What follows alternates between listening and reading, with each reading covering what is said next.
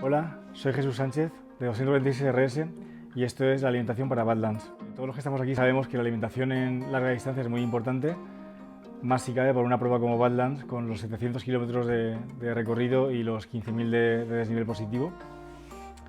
Esto hace que debamos ir ingiriendo hidratos de carbono y productos de alimentación durante la prueba, poco a poco, sin dejar en ningún momento de tomar, pero sin llegar a saturar el estómago. Para estas pruebas identificamos como tres estrategias posibles, una de baja carga de hidrato de carbono, una de carga media y otra de alta carga de hidrato de carbono. Nosotros recomendamos baja carga de hidrato y media carga de hidrato porque la de carga alta puede generar problemas digestivos en una prueba tan larga como esta, porque estamos continuamente tomando alimento. El aparato digestivo está continuamente haciendo la digestión de gran cantidad de carbohidratos y de comida, y esto puede generar un problema bastante grande pues, de vómitos y diarreas en cualquier momento. Pero bueno, vale la pena evitarlo y no arruinar la carrera y centrarse en productos, una estrategia más conservadora para la prueba. La estrategia de baja carga de hidrato de carbono se centra en tomar unos de 20 a 40 gramos de hidrato de carbono por hora, y la media, la carga media está entre 40 gramos y 80 gramos de hidratos por hora.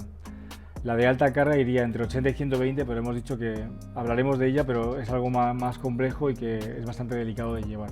La de baja carga de hidrato tiene varias ventajas, y es que el estómago trabaja de forma más ligera, ¿vale? Está menos presionado, por así decirlo, y no le estamos metiendo tanto trabajo, ¿no?, para que haga. Entonces evitamos de ese modo bastantes problemas digestivos.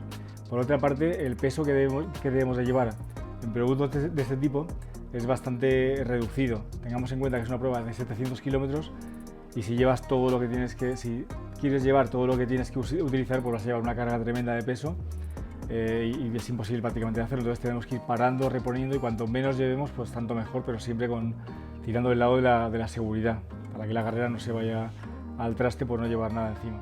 Y una de las pegas de una estrategia de baja carga de hidratos es que hay que haberlo entrenado. O sea, tú tienes que saber cómo rinde tu cuerpo durante mucho tiempo con una baja ingesta de carbohidratos, porque en un principio te puedes llegar a sentir vacío o sin energía, pero el cuerpo se adapta y al final metaboliza grasas y es muy fácil de llevar, pero hay que estar entrenando para esto. Por lo que la estrategia más sencilla sería una de carga media. Bueno, para una de carga baja, antes de pasar a la media, podemos tomar pues, un producto como el Isotonic Drink, que tiene unos 18 gramos de hidratos de carbono por cada toma, o una Race Day por hora, o pues, un producto como Isotonic Gel, que son unos 20 gramos de hidrato de carbono.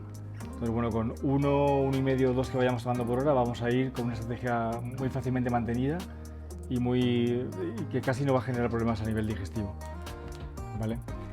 Si pasamos a la de carga media, que es la más habitual, está entre 40 y 80 gramos de hidrato de carbono, y ya nos obliga a llevar algo más de producto encima, ¿no? Pues más barritas o geles con una mayor cantidad de hidratos de carbono.